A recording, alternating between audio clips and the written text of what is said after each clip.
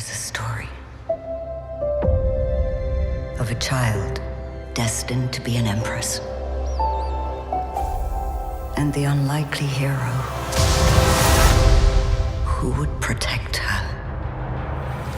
Jon, I wanted to rewind to 1988 and ask why you think that Willow is a film that people fell in love with as kids. I mean, I did. I mean, me too. I feel like there's a lot of reasons. For me, it's that within this sort of very real fear and horror and elements of real jeopardy was a heart and a humor that was specific to it among all the great fantasy movies that came out in that time. It was just a new type of thing. It kind of was the first time you ever brought comedy into a classic fantasy genre.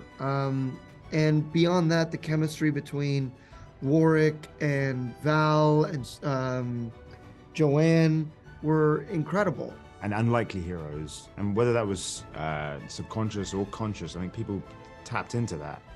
But it's funny. It's funny and joyous and silly and enjoyable, and that's what people really respond to. And what's the trick to capturing the charm of the original, but ensuring, as I think this succeeds in doing, in making it feel fresh and contemporary?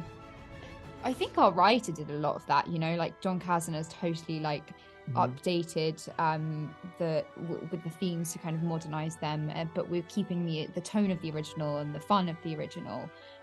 So I think that he did such a great job of doing that. I think it's like the fact that in fantasy, you don't often get to see like self-aware contemporary humor. And so I think that they're bringing a lot, and Jon Kasdan, the writer and showrunner, brought so much of what is important and funny today into the world of fantasy. And I think that just carves it out in a really unique way.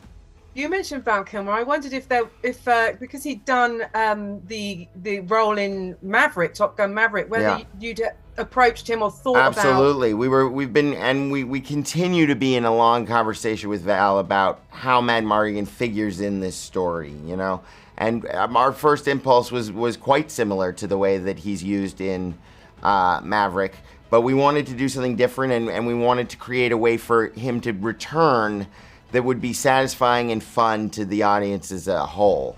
It seems to me like there's been a resurgence of interest in fantasy, and Willow is the latest in a number of fantasy properties that have come forward. But why do you think this is? Is there more to it than escapism, or is that the answer? I think there's more to it. I think escapism is super important, and the fun and magic of it is obviously super important. I think that's the thing that appeals at the outset. That's what draws people in. But I think the real trick to fantasy is that you get to confront things that are important in real, human experience in a way that's a little bit more palatable than if you saw it, like the immediate representation of it. So for example, we all have monsters in our head, and it's sometimes really hard to confront those things. But if that becomes an actual monster and it's a metaphor, then it's very easy to see what it is and understand it. So fantasy is really special in that way. Do you think that there's something to do with the fact that there are no mobile phones in it that's appealing as well?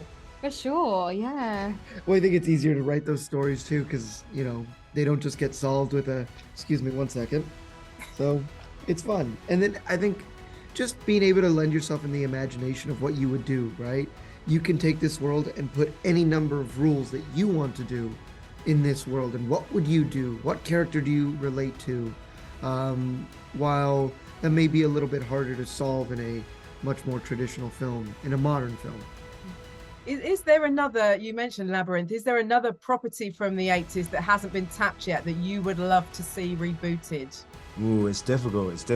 I mean, Neverending Story is one of my favorite films of all time, and Mirror Mask, I think, as well. There's potential. But would you want to see that rebooted? But I don't know if I'd want to see it rebooted unless I was in it.